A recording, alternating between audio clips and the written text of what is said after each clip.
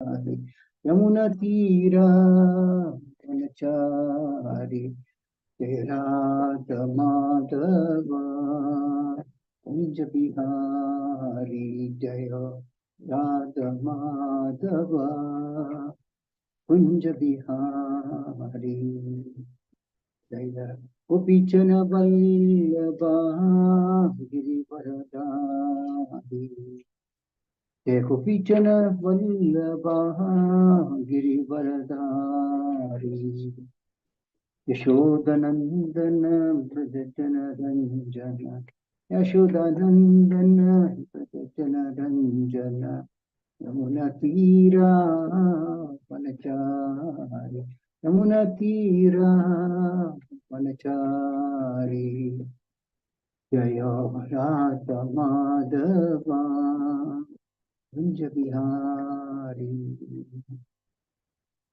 Hare Krishna Krishna Krishna Hare Hare Hare Ram Ram Ram Hare Hare Hare Krishna Krishna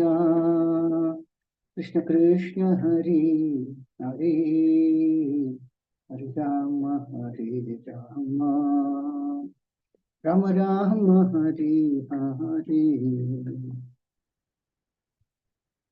Hare Krishna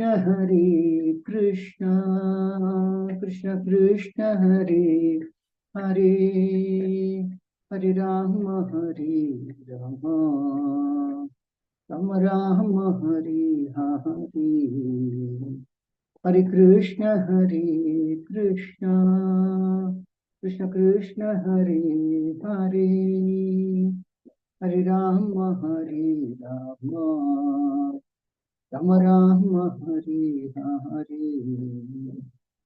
Hare Krishna Krishna Krishna Hare Hare Hare Ram Ram Ram Hare Hare Hare Krishna Krishna Krishna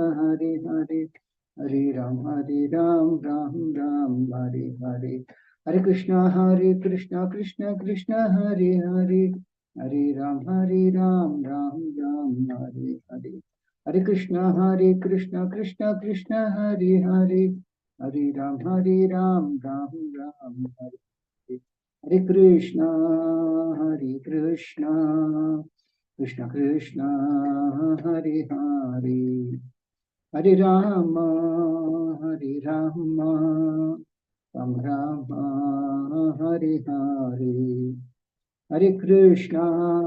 Hare Krishna Krishna Krishna Hare Hare Hare Ram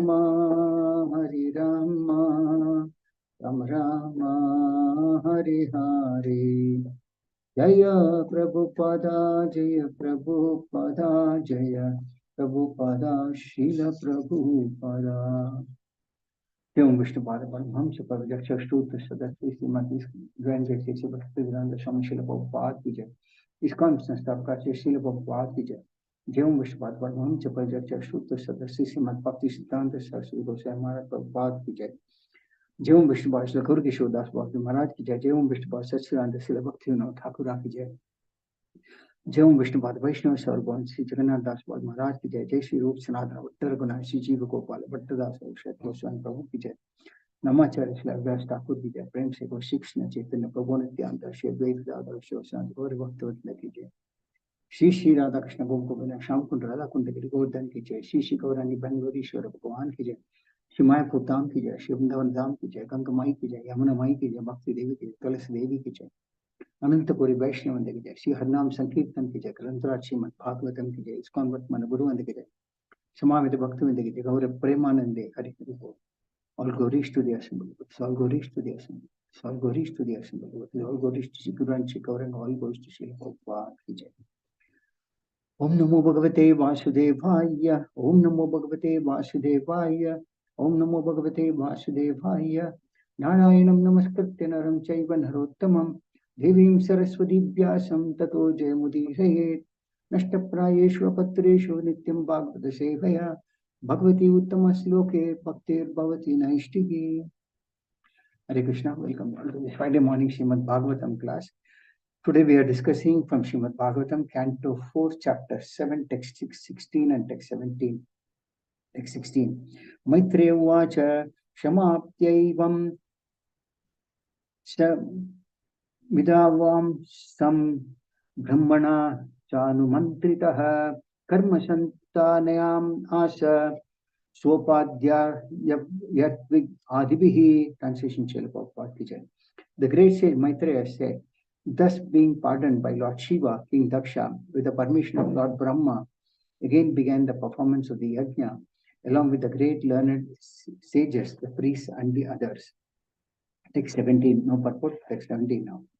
Vaishnavam yajna santatatyai trika kapalam vijottamaha purushodasham niravapan veera samsarga shuddhaye Vaishnavam yajna santatatyai trikapalam vijottamaha purodasham nirvapan veera samsarga shuddhaye Vaishnavam yajna santatyai Trikapalam Vijottamaha Purudasham Nirvapan Veera Samsarga Shuddhaye. Translation Srila Prabhupada ki jai. Thereafter, in order to resume the activities of sacrifice, the Brahmanas first arranged to purify the sacrificial arena of the contamination caused by the touch of Veerabhadra and the other ghostly followers of Lord Shiva. Then they arranged to offer into the fire the oblations known as Purodasha. Lord Shiva's followers and devotees headed by Veerabhadra are known as Veeras, and they are ghostly demons. Not only did they pollute the entire sacrificial arena by their very presence, but they disturbed the whole situation by passing stool and urine. Therefore, the infection they had created was to be first purified by the method of offering Purodasha oblations. A Vishnu Yajna or an offering to Lord Vishnu cannot be performed uncleanly. To offer anything in an unclean state is called Seva Parada. The worship of the Vishnu deity in the temple is also Vishnu Yajna. In all Vishnu temples, therefore, the priest who takes care of the Archana Vidhi must be very clean. Everything should be always kept neat and clean, and the foodstuff should be prepared in a neat and clean manner. All those regulative principles are described in the Nectar of Devotion. There are 32 kinds of offenses in discharging Archana service. It is required, therefore, that one be extremely careful not to be unclean. Generally, whenever any ritualistic ceremony is begun, the holy name of Lord Vishnu is first chanted in order to purify the situation. Whether one is in a pure or impure condition, internally or externally, if one chants or even remembers the holy name of the Supreme Personality of Godhead Vishnu, one immediately becomes purified. The Yajna arena was desecrated by the presence of Lord Shiva's followers headed by Veerabhadra, and therefore the entire arena had to be sanctified. Although Lord Shiva was present and is all auspicious, it was still necessary to sanctify the place because his followers had broken into the arena and committed so many obnoxious acts. That sanctification was possible only by chanting the holy name of Vishnu, Trikapala, which can sanctify the three worlds. In other words, it is admitted herein that the followers of Lord Shiva are generally unclean. They are not even very hygienic. They do not take bath regularly. They wear long hair and they smoke ganja. Persons of such irregular habits are counted among the ghosts. Since they were present in the sacrificial arena, the atmosphere became polluted and it had to be sanctified by Trikapala oblations, which indicated the invocation of Vishnu's favor. Jnananjana Shalakya Chakshutmultam Tasmai Shri Gurave Namaha Shri Chaitanya Manobhishtam Sthapitam Dina Bhutale Swayam Rupkata Dadatmi Swapadantikam Vandeham Shri Guru Sri Kamalam Shri Gurun Vaishnavamscha Shri Rupam Sagarjatam Sagana Raghunathanvitam Tam Sajivam Sadvaitam Savadutam Parijana Sahitam Krishna Chaitanya Devam Shri Radha Krishna Padan Sagana Lalita Shri Vishakanvitamscha He Krishna Karuna Sindhu Dina Bandho Jagatpade Gopesha Gopika Kanta Radha Kanta Namaste Saptakanchana Kaurangi Radhe Vrindavaneshwari Shubhanishte Devi Panwami Haripriya Vancha Kalpatarubhyasya Kapasnidubhya Vicha Patitanam Pavane Vaishnavebhyo Namo Namaha Jai Shri Krishna Chaitanya Prabhu Nityananda Shri Advaita Gadadhara Sivasadi Gaura Bhaktavinda. Hare Krishna, Krishna Krishna, Hare Hare Rama, Rama Rama, Hare Hare. Muham Sarvadi Vachalam Pangam Nange Dikhi. Kupadam Ham Mande Sigurum Dehatarnam Parmanam Shri Chaitanya Mishra. Hare Krishna. So here we see that actually what has happened is that Lord Shiva's followers spoiled the yajna that was conducted by Daksha, organized by Daksha, and there was a fight between them. Lord Shiva sent a demon called Virabhadra, and his followers actually contaminated the whole place of the sacrifice that was being performed. And finally, Daksha's head was cut off, and all those things happened. Lord Brahma, along with all the demigods and Daksha, go to Lord Shiva asking for pardon, forgiveness. And we see in text number 16 here that Lord Shiva actually pardons King Daksha. And with the permission of Lord Brahma, again, the performance of yajna commenced, along with other sages, priests, etc. So we see Lord Shiva is a very great Vaishnava, and they don't mind pardoning even if somebody has committed an offense. Lord does not pardon, but the Lord's devotees pardon offenses if they are committed. Similarly, there is an example of how Indra committed a great offense on to Lord Krishna in Govardhan by sending thunderclouds which devastated the entire area of Govardhan. And finally, when Indra realized it was none other than Lord Krishna himself, he went with Surabhi cow, because Surabhi's cow is very dear to Lord Krishna, and then begged pardon, and he offered very glorious prayers, and Lord forgave him for all the offenses that he committed. Now we come to text number 17, which says that in order to resume the activities of the sacrifice, the Brahmanas first arranged to purify the sacrificial arena of the contamination caused by the touch of Virabhadra and other ghostly followers of Lord Shiva.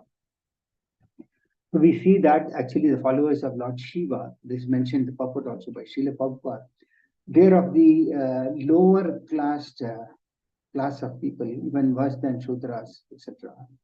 And they are very unclean, they have very long hairs, and they smoke ganjas. So generally Lord Shiva takes care of his followers who are mostly in the mode of ignorance, and somebody needs to take care of them also, to deliver them also. So Lord Shiva, being very merciful, he takes care of his disciples who are of this nature. And they are very unclean also, they don't take their bath, and they have long hairs, etc. So they contaminated the place of sacrificial area by their very presence, and disturbed the whole situation by passing stool and urine everywhere. So generally, whenever even demons come to this material world, even they cause a lot of disturbance, and by their very presence, they make the place very unholy, which either require purification, or many times many things might want even replacement. So when Lord Shiva was present, Lord Shiva is very, very purified by his nature, because he's a great devotee Vaishnava. But then his followers are necessarily not of the same category. So it is mentioned the purport that even though Lord Shiva was present, who is all auspicious, but still because of his followers, the whole place became contaminated. Because the followers are very unclean and they are unhygienic. They don't even take bath regularly. And they are mostly counted amongst ghosts and hobgoblins. You know, ghosts and hobgoblins are once they have a subtle body, and they don't have a gross body, but then still they are contaminating nature. So these areas had to be purified by these Trikapala oblations, which indicate that these oblations are offered to invoke Lord Vishnu in that area. So Vishnu is a purifying agent because he's always pure. So by invoking Lord Vishnu in such places, the places can be purified. Many times there might be paraphernalia which cannot be used, so then they may have to be replaced. So there's a mention in Srimad Bhagavatam in the 10th canto, that when Krishna was attacked by Trinavarta devotee, and Trinavarta was killed, but the place was so contaminated by the presence of the demon that Mother Yashoda started purifying the whole place by using cow urine and cow dung, which are supposed to be very auspicious, particularly for purifying the places. Both cow urine and cow dung is something that we use even for bathing the Lord when we perform Abhishekam, because they are very auspicious and very purifying also. So Mother Yashoda bathed Krishna's body with the cow's tail, which also we call as yak, and we use them for Lord's Abhishekam also.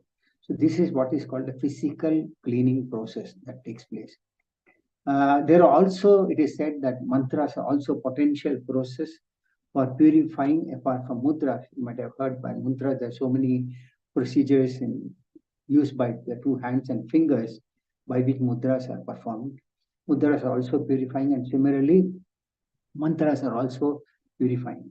But the point is that whether mudras or the mantras or even the yajnas, they all have also aparadha mantras asking for forgiveness, because in all these there is a tendency to come, because after all this is Kali Yuga, even otherwise tendency to commit offenses are there always. So there are mantras given for purification of such for asking for begging for forgiveness just in the event of offenses being committed. That is also mentioned in the Shastras. So one way of performing a yajna is also mentioned here, that deity worship is also a sort of a service to the Lord. Both are almost similar. In the yajna, what happens is that the oblations are offered to the demigods, ultimate with the aim of ultimately invoking Lord Vishnu by reciting the mantras. In that, what happens is the yajna kunda, or the sacrificial fire, is the mouth of the Lord, and nice ingredients are auspicious ingredients are offered into the sacrificial fire. That is the Lord's mouth, and the Lord, if he is pleased with this service of the priest, they chant very nice mantras. Then Lord Vishnu becomes pleased, and he accepts the offering, and the remnants of that is taken by the demigods. So whatever the demigods are also invited, the Lord Vishnu is also invited, and the demigods partake of their share of the sacrifice after Lord Vishnu is invoked, and it's like a prasad for them. So it is mentioned that in these offerings also there are seva aparadhas that can happen in the performance of yajnas also. So therefore it is said that if you see Archana Vidhi also is one of the processes for worship of the Lord, serving the Lord in the deity form. So they are all non-different whether one worships the Lord in the sacrificial fire or in the form of the deity. But then there are certain very, very basic necessities that are there, that are a must for whether it's a yajna or it's a deity service. So it is mentioned that one should offer the services in a very clean form. That is why it is said that the priest who does this Archana Vidhi, they must be very clean, they must have bathed and come and do the service. And everything, all the paraphernalia, etc., the offerings to the Lord, the footsteps, they must be very neat and clean, and only if they are very neat and clean, the Lord accepts the offering. But the ultimate point is that devotion is the most important aspect. If everything is clean, but if the devotion is lacking, then the Lord will not accept the offering also. So there are many, many auspicious items that are used in service to the Lord.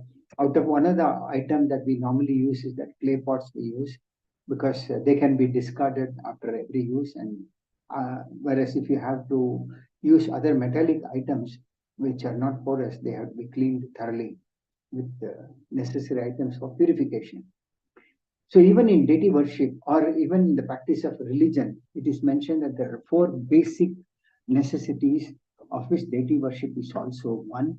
The 4 pillars of religion that are mentioned in the Shastras are austerity, mercy, truthfulness, and cleanliness. So cleanliness is one of the factors to perform religion also. So these 4 pillars, they are mentioned what constitutes what. For example, austerity comes from observing no intoxication. Mercy comes from no meat eating. Truthfulness comes from no gambling. And cleanliness comes from no illicit sex. So we see cleanliness is a very important aspect, and that comes by observing no illicit sex. So cleanliness is very, very important. So in fact, Srila Prabhupada, it is said that set very nice standards after establishing temples all around to offer minimum 5 times bhoga and 5 times aarti in a day. These are minimum criteria. Of course, the home service deity worship standards could be different. But the most important fact is that one is purity and the other was devotion. One may offer many auspicious items, but if he lacks purity, if he is not clean, the Lord will not accept it. So that is why even in deity services, it is mentioned the nectar of devotion. There are 32 different kinds of offenses that one can tend to commit in the process of discharging devotional services. So one has to be very careful to see that he is not unclean. That is why it is recommended in the Shastras that deity worship should be performed only by qualified brahmanas who know the procedures well. And they need to keep that not only the deity, deity room, the altar, the deity room, kitchen, all of them are supposed to be kept clean because they are all related to Krishna. It is not just the place where the altar is clean. In fact, kitchen is a place where bhoga is cooked. So that is why it is said that it is non-different from the altar and has to be the same cleanliness as the altar itself. Similarly, the deity rooms where other paraphernalia are kept, where the deities are dressed, and so forth. Many places it could vary from temple to temple. But then one vital factor is the same respect is given to the deities, and the same respect is to be given in the kitchen or in the deities' rooms also. And one should not, in fact, talk anything other than Krishna Katha, if at all, if it is necessary. And that also is to be restricted to bare minimal. And by talking Gramya Katha and all these things, that place becomes polluted or contaminated. Similarly, yajnas are meant to be performed by qualified brahmanas only. And by commencing a spiritual activity, the brahmana, by his purity, with the recitation of the mantras, with devotion, when he does that, he invokes the Lord by reciting mantras in a purified state. So they don't eat before performing these activities, and they come clean with a perfect bath. And it is said that those, by performing the services in such a manner, the entire consciousness or the entire environment is purified, which is felt actually by even those who come to see the Lord in the deity form or those who come to attend the yajna. So that is why it is said that when very highly qualified brahmanas perform, they do it very systematically and very nicely, whether it's a deity worship or yajna. So the environment gets purified and that gets translated to those who are attending these functions. So that is why when they attend, that purity flows into them also and it takes its effect, if provided they are receptive. So even on a material platform, it is said that cleanliness is next to godliness. That means one cannot perform godliness unless until one is really clean. So the brahmanas offer the ingredients which are supposed to be pure in existence, and they recite the mantras, which mantras are pure. The brahmanas are supposed to be pure, and the ingredients are also supposed to be pure, by which the Lord becomes satisfied. There is no question of offering any dairy ghee or something like that. Even the ghee that is offered is pure cow ghee, and which is very expensive and very rare to get also. And that is how the yajna is performed, not by using any other oil or contaminated ghee. Of course, whatever we see in the market today is contaminated by so many products and so much of adulteration. So yajna is possible only when these things are offered in its pure state of affairs. And by reciting the mantras, etc., in a pure state, the Devatas, when they become pleased, they come, and finally the Supreme Personality of Godhead also appears. So it is mentioned in Srimad Bhagavatam how when Prithu Maharaj performed the yajna, Lord Vishnu was personally very pleased with that, and he attended the sacrificial arena and the yajna. And of course, he took the offerings that were made to him. There is a quote in Srimad Bhagavatam 7th canto also, which says, when the demigods are offering prayers to Lord Narasimha, this was the Narasimha pastime. Indra, the king of heaven, he told Narasimha, he addressed Narasimha, Lord Narasimha. He says, "O Supreme One, these demons talk of our share of participations in the performance of ritualistic sacrifices. But by simply your presence as Lord Narasimha, you have saved us from terrible fears, and our shares in the sacrificial performance are due to you only because you are the supreme enjoyer of all sacrifices." So only when the Lord is present, Lord himself says in Bhagavad Gita, Bhoktaram Yajnatapatam Sarva Loka Maheshwaram. So when the Lord appears in the yajna, the Lord accepts this offering when he is pleased with the offerings. Because the Lord is ultimately the super soul present in everyone's heart, and as the all-pervading feature, he is present everywhere also. Then Indra addresses that you are the actual owner of everything, because everything belongs to the Lord only. Then he says, for persons who are engaged in the transcendental loving service of your lordships, all the opulence which were taken away from us by the demons are counted as nothing. That means actually Hiranyakashipu took away a lot of opulences from the demigods. So Indra says that whatever they have taken away is nothing. Devotees do not care even for liberation. What to speak of these material opulences? Actually, we are not enjoyers of the fruits of sacrifices. Our only duty is to be always engaged in your service, for you are the enjoyer of everything. So Indra also admits that the Lord is the ultimate enjoyer of the sacrifice, and the duty of the performance of sacrifice is to be engaged in the Lord's service in the process of the sacrifice. And Shastras also mentioned that nowadays demigods don't come, what about Lord Vishnu? Even demigods don't come to the earthly planets, and the reason is given in the Nectar of Devotion. There's a mention that Krishna was actually performing sacrifices at the heavenly planets and also the spiritual world. And at that time, he was inviting the demigods from the higher planetary systems. And the demigods were always present from their respective homes. So they were absent from their consorts.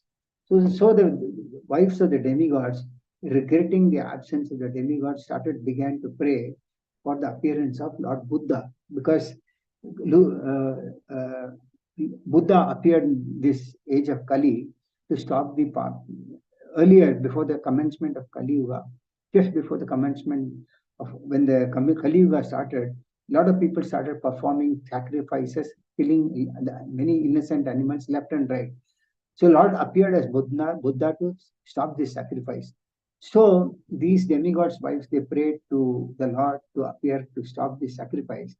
And the Lord appeared as Buddha, and it is mentioned that he's the 9th incarnation. And he stopped all these ritualistic sacrifices that are mentioned in the Vedas. So the demigods thought that if the Lord Buddha appeared and all the sacrifice would be stopped, then their husbands would not be invited to such ceremonies and they would not be separated from them. This is one of the reasons. Sometimes it is said that the demigods from higher planetary systems come, but they don't come to the planet nowadays, these days. The answer is that Lord Buddha appeared and began to deprecate the performance of sacrifice in order to stop animal killing on this planet. So the process of offering sacrifices has been stopped, and the demigods now do not come here. In fact, we are all very unclean. That is why it is said that they don't even put their feet on the ground, because the tendency of we human beings is to remain very unclean, which is true also. Of course, in India it may not be so, but if you see outside, externally, many things might be clean, but internally people are not clean. They don't even take bath for many days or even months together in some of the countries. So that's why regulative principles are given, for which these principles are mentioned in the nectar of devotion. So whenever any ritualistic ceremony is performed, Lord Vishnu is invoked first, and by his invoking, the situation, the location, everything becomes purified. And the purport Srila Prabhupada mentioned that whether one is in a pure or impure state, just by remembering the Lord and by chanting the name of the Lord, one immediately becomes purified. So there are mantras that are recited. Actually, before we start anything auspicious, we recite the Swasti Vachana mantras, which are meant to bring auspiciousness. Of course, we also use the other mantras called Om Apavitra Pavitro Sarvavastana Kutopivaya Smare Pundari Kaksham Sapahya Bhyantar Suchihi Sri Vishnu Sri Vishnu Sri Vishnu. So these mantras are used for purification. One mantra that we also use is for applying tilaka. When we apply tilaka in our body, we use various mantras of different names of Lord Krishna. Om Keshavaya Namaha, Om Narayana Namaha, Om Madhavaya Namaha, Om Govindaya Namaha, and so forth. So that is put, and when we invoke these mantras and apply the tilaka, we are actually purifying our body also. And our body also needs to be pure. The reason is because the Lord is situated in our heart and is comfortable being within our heart as long as the body is clean. The body is like a temple for the heart where the Lord is situated. So we need to keep it clean, both internally and externally. Externally by taking bath minimum 3 times a day, and internally, of course, by nullifying or cleaning the anarthas that we have by lust, anger, greed, envy, madness, pride, and illusion.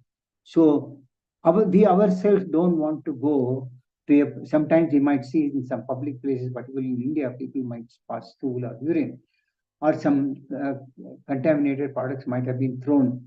So if they smell, we try to keep ourselves away from these contaminated places. So why not the Lord? So even the Lord would like to sit in a place which is purified of contamination. So that is why it is said that we should try to keep the body and our heart as clean as possible.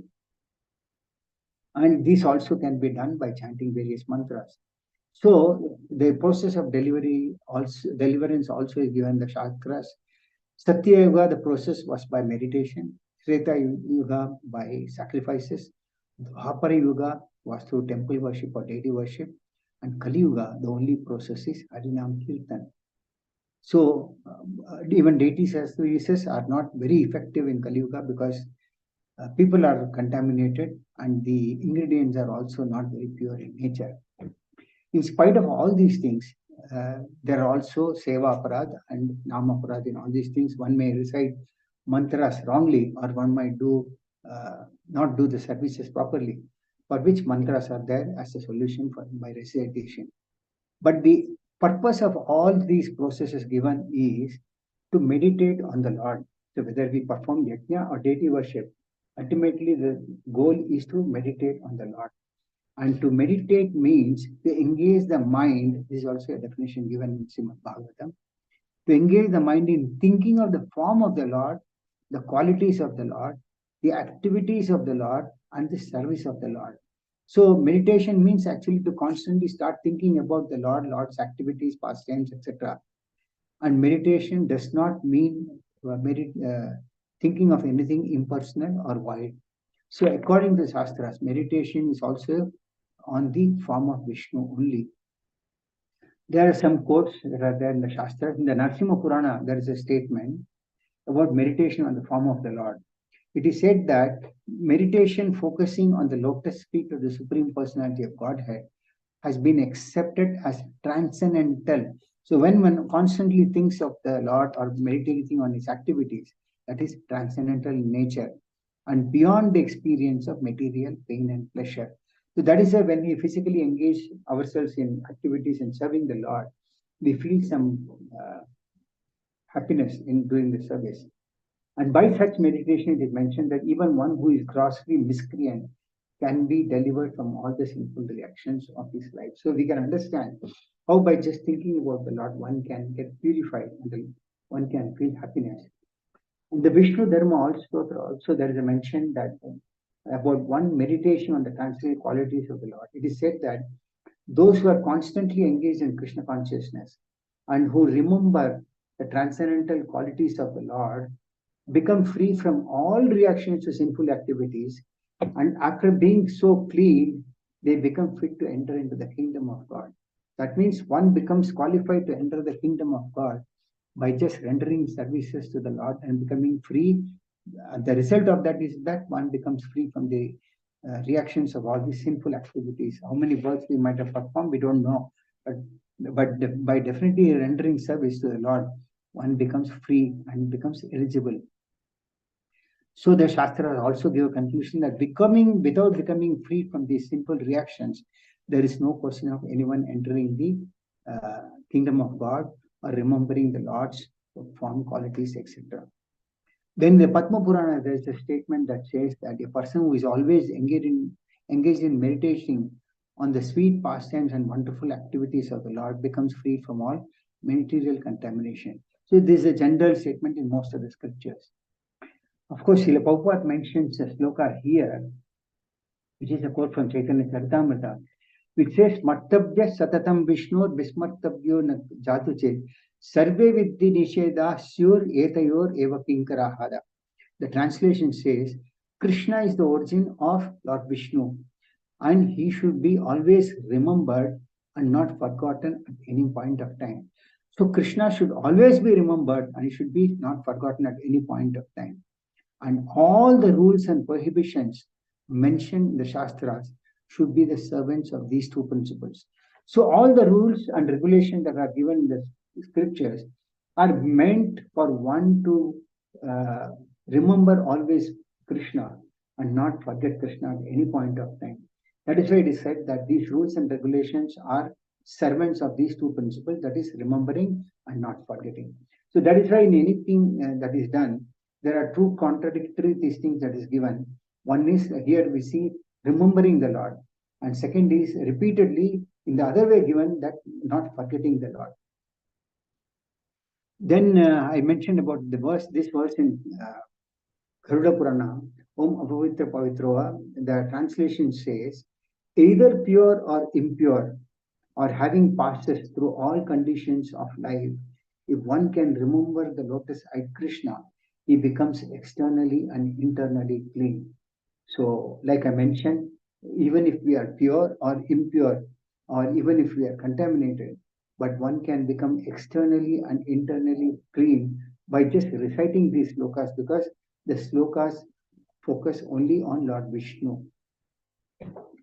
And we should try to mold our activities in such a way that we constantly remember Vishnu or Krishna, and that is what is called Krishna consciousness. So whether one concentrates in his mind on the 400 form of Vishnu or the 200 Krishna, it is the same, because everyone has got their own rasa within themselves. So one has to meditate. The Padma Purana also recommends that, however, somehow or the other, one should always think of Vishnu without forgetting him under any circumstances. Actually, this is the most basic of all regulative principles. And when there is a superior instruction like this from a higher authority, one should follow this as it is. So the order is that one should always remember Krishna, and the prohibition is that one should never forget him. So with this simple and prohibition, all regulative principles are found complete. There is another example that is given in Bhakti Rasamrita Sindhu, comparing the sacrifice with bowing down in honor of the deity. Sacrifice means performing yajna. What is the result of comparison of both? It is mentioned that in the Naradiya Purana, there is a statement that about bowing down and offering respects to the deity. It is said that a person who has performed a great ritualistic sacrifice and a person who has simply offered his respectful obeisances by bowing down before the Lord cannot be held as equals. That means Performing a yajna and offering obeisance to the Lord, they are not equal. Further, it is explained, the person who has executed many sacrifices will attain the result of his pious activities, but when such results are finished, he has to take birth again on the earthly planet. The point is that the one who performs the yajna or sacrifice, if he has not been able to invoke Lord Vishnu on this sacrifice, which means that sacrifice has been a failure. So what happens is that neither Vishnu has come nor any Devatas has come. It is basically a pious activity which will give some pious results. It will not go a waste. One may be able to go to Pitraloka or other heavenly planets. And one, even if one goes to any of these places, one has to come back to this earthly planet to take birth again. So that is why yajna is not necessarily be successful in Kali Yuga. Then further it says, however, the person who has once offered respects, bowing down before the deity, will not come to this world because he will go directly to the abode of Krishna. So here it is mentioned that if one offers his obeisances, bows down to the deity of the Lord, he does not come back to this material world, he will go to Krishna Loka. The point is that when one offers obeisances repeatedly, one subdues his ego, which is what binding us in this material world. And in the process, over a period of time, one will free himself all the contamination that one has got. It's the process of beginning of the process of devotion service, but definitely it has got much better results if one compares it to the performance of sacrifices. In fact, there is a mantra that we recite for purifying water also. And the mantra goes like this: Gange cha Yamune chaiva Godavari Saraswati Narmade Sindhu Kaveri Jalesmin Sannidhim Kuru. And the translation is, may water from the rivers Ganga, Yamuna, Godavari, Saraswati, Narmada, Sindhu, and Kaveri kindly be present. That means just by reciting the names of these holy rivers, the rivers become manifest in that water which we are trying to purify. And by using that purified water, which we call arghya or achamana, we purify the other items or paraphernalia also. So that is how even holy rivers can be brought in by reciting mantras. In the Padma Purana, I think there's an example given about a Brahmana in one of Pratishtapura in South India, where the Brahmana was meditating and he heard in the association of devotees the Lord can accept offerings even given on meditation. So this Brahmana, every day he used to meditate on offering very nice paraphernalia, a lot of nice silver and gold, because the Brahmana was very pure. But he was meditating in such a way that he was invoking all the holy rivers, which I mentioned now. He was invoking all the mantras in meditation and praying to the Lord and always remembering the Lord, purifying the area. And in the process, one day he was meditating, bringing in all expensive ingredients, expensive vessels, and etc. And he was thinking of meditating. He was meditating on preparing nice sweet rice for the Lord. So when he was preparing the sweet rice, he all of a sudden felt that whether it is actually rightly cooked or not, because the sweet rice can be taken only when it is cold. So whether it is cooked or not, he had to see whether it is cooked or not. So when he was thinking that it is being cooked, actually he was not cooking anything. All these were in his mind only.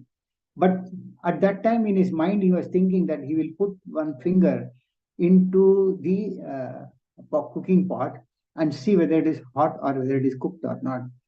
So when he was thinking in this way in his mind, his finger suddenly got burnt. And when he pulled out his finger, he saw that the finger got burnt and he was thinking what was happening. But what happened was Lord Vishnu was observing the whole thing in the spiritual Vaikuntha planet. He immediately came back and picked up the Brahmana and took him to the spiritual world. This was just purely on meditation. The point is that if one can meditate on the Lord, if one does not have the physical ability to do so, one can mentally offer these things. That is why when we do Archana Vidhi, it is said that we give priority first to Manasa Vidhi and then do Bhagya Vidhi. That is, we do a Manasa Puja. That means we offer articles by mind so that at least the Lord becomes pleased even if we don't have it physically. and then we perform the physical puja. So the Brahmanas began the process of chanting, purifying the sacrificial arena so that the sacrifice could be assumed. Then they offered oblations into the sacrificial fire called Purodasa. So there is mentioned that in all these, like I mentioned, in all these areas, there are offenses that can be committed in the process. In the Nectar of Devotion, there is mentioned that there were 32 offenses in the matter of serving the Lord. We will not go into that detail, but I have mentioned a few of them to the subject to time availability. One should not enter the deity, temple of the deity in a car or a palanquin with shoes on feet. That means one cannot enter the temple with shoes on feet. One should remove them outside itself and preferably wash their feet before entering. One should not fail to observe the various festivals for the pleasure of the Supreme Personality of Godhead, such as Janmashtami, we had Radhashtami day yesterday. So one should not fail to observe festivals like the Janmashtami, Radhashtami, or Rathyata, etc. One should not avoid bowing down before the deity. That means bowing down before the deity is a must. One should not avoid that. One should not enter the temple to worship the Lord without having washed one's hands and feet after eating. That means if we have eaten something, we should try to wash our hands and feet and enter the temple of the Lord. Now, whatever I'm mentioning will more or less apply even in the sacrifice. One should not enter the temple in a contaminated state. So that means, according to scripture, if someone dies in the family, the whole family becomes contaminated for some time, according to his status. That means, for example, if the family is a Brahmana, the contamination period is 12 days. For Kshatriyas and Vaishyas, it is 15 days. And for Shudras, it is 30 days. So during the contamination, one should not visit the temple. Then one should not bow down on one hand. Many times we see devotees also offering obeisances on one hand, the other hand holding chanting beads, which is not right. This is also an offense. One should not circumambulate in front of Sri Krishna. The process of that means we should not, for example, when we perform arati to even Tulsi Maharani, we close the altar curtain and then we circumambulate Tulsi Maharani. So one should not circumambulate anybody else in front of Lord Krishna. And then, of course, one should start going on a clockwise direction, starting from the right to the left and so forth. One should not spread his legs before the deity. That is also a very big offense. One should sit properly. One should not sit before the whole deity holding the ankles. I mean, many people sit in a cross manner, holding their knees with one hand and also these are not allowed. One should not lie down in front of the deity of Krishna. One should not accept prasada before the deity. These are all offenses which one might tend to commit, but one should avoid. One should never speak a lie before the deity. I mean, very clearly mentioned that we should be very, very careful that when we speak, we should speak only Krishna Katha and not any Brahma Katha. And speaking a lie before the deity is very, very offensive. In fact, 8th canto of Srimad Bhagavatam, there is a quote that Mother Earth can tolerate any amount of weight. You see that the Earth planet is floating in the air. There's so many people, population, so much of population, so many cars, vehicles, so much of airships, sea ship, and so forth. Earth planet takes all this weight, but it says that where Bali Maharaj is saying, when Shukracharya asked him, Bali Maharaj, not to give anything because it is Lord Vishnu who has come to take whatever he has got. By playing a trick, Shukracharya is telling that Vishnu will take away everything from you. That is the time Bali Maharaj tells Shukracharya that Mother Earth can take any amount of weight, but it cannot take the weight of a lie if someone says so. So you must understand how lie has got a lot of impact on one's life. In fact, there was a quote from Srila Prabhupada just 2 days back, which said that one should be very careful in giving a statement. If the statement is wrong, it has got a lot of implication on the person who has given that statement, and one has to pay a price for it. This is the quote given by Srila Prabhupada, quote of Srila Prabhupada. I saw it just 2 days back. One should not talk very loudly before the deity. One should not talk with others before the deity. One should not cry or howl before the deity. One should not quarrel or fight before the deity. One should not chastise anyone before the deity. One should not be charitable to beggars before the deity, because in front of the deity, the Lord is the supreme. One should not speak very harshly to others before the deity. One should not wear a fur blanket before the deity. One should not eulogize or praise anyone before the deity. That means the Lord is the supreme. One should not criticize anyone. At the same time, one should not praise someone else in front of the deity, because the Lord is the supreme.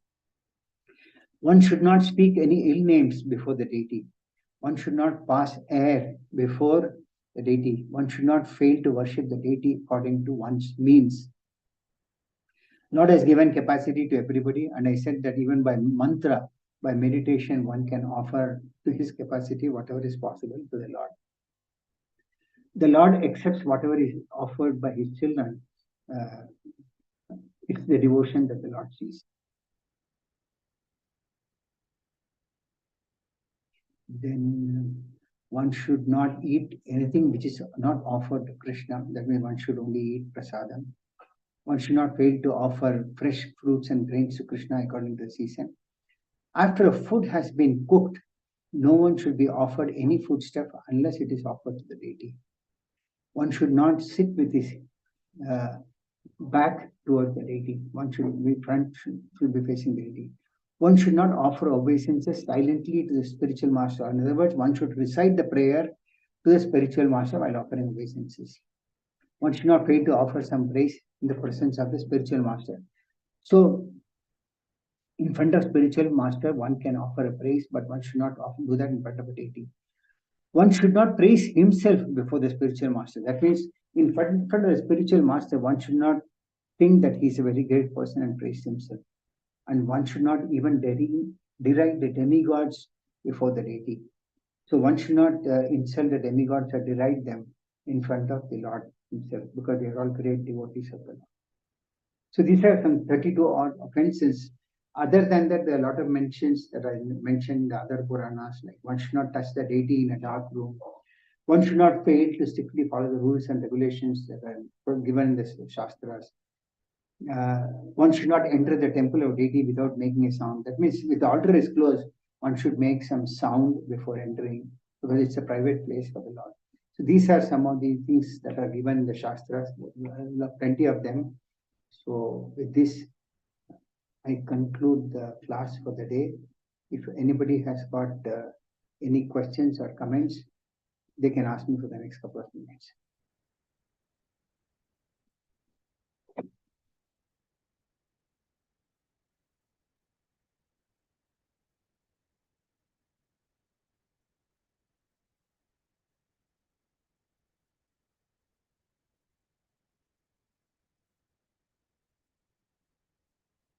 Is it clear to everybody what we have discussed? If no questions or comments, can I take the class as closed? Or I can give one more minute if you want to think it over and ask me.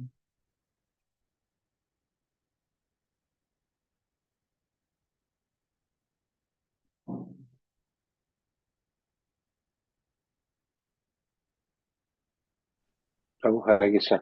Thank you for giving us the details of all the offenses in front of the deities. I gave some of them, not all of them, for the time constraint. Just an indication of what it should be our mode of thinking. Yes. So my submission or my question would be, what if somebody unknowingly has committed some of these offenses and then realizes maybe a little later, or there's another thing is, he said one should not pass air in the temple. Yes. But the human body is at times a little bit uncontrollable. Yes. Because of either age or the disease factor. If somebody passes air, so is there a prada shodhanam? There are aparada shodhana mantras that are given in the Shastras. I didn't mention good in detail. There are mantras one of which you might be knowing, Apara Sahasrani Kriyante Harnisamaya Dasam Mitimam Aktashavasa Madhusudana. Yes. Asking forgiveness from the Lord for whatever offenses we have committed. There are also offenses, Sodna mantras for performance of yajnas also. So these mantras can be recited, begging forgiveness. In fact, for example, even in our chanting of the holy name of the Lord, there are offenses that we may be committing. And it also mentions that one should not commit these offenses, knowing that this aparadha mantra will counter that offense that we have committed. Similarly, in the worship of the deity or in the performance of yajna, offensive mantras are given to counter the offenses, but it should not be done with that intention. Unknowingly, if we have done something, even the Lord knows, He's seated in our heart. He knows He can forgive us for the offenses that we have committed. Regarding the passing of the air, sometimes due to old age, things may be out of control. But if one has a feeling that he has to pass air, he can always move out, go out, pass air, and come back. Whatever is possible within our heart, with our mind, we should try to regulate ourselves.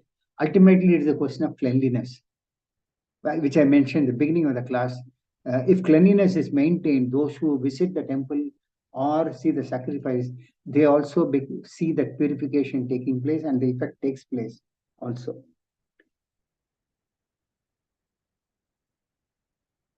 Did I answer your question, Prabhu?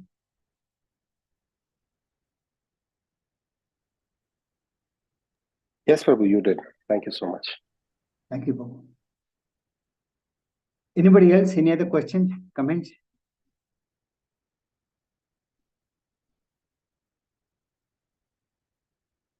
So with this, I take the class as concluded. Thank you all very much. Grantaraj Srimad Bhagavatam ki jai.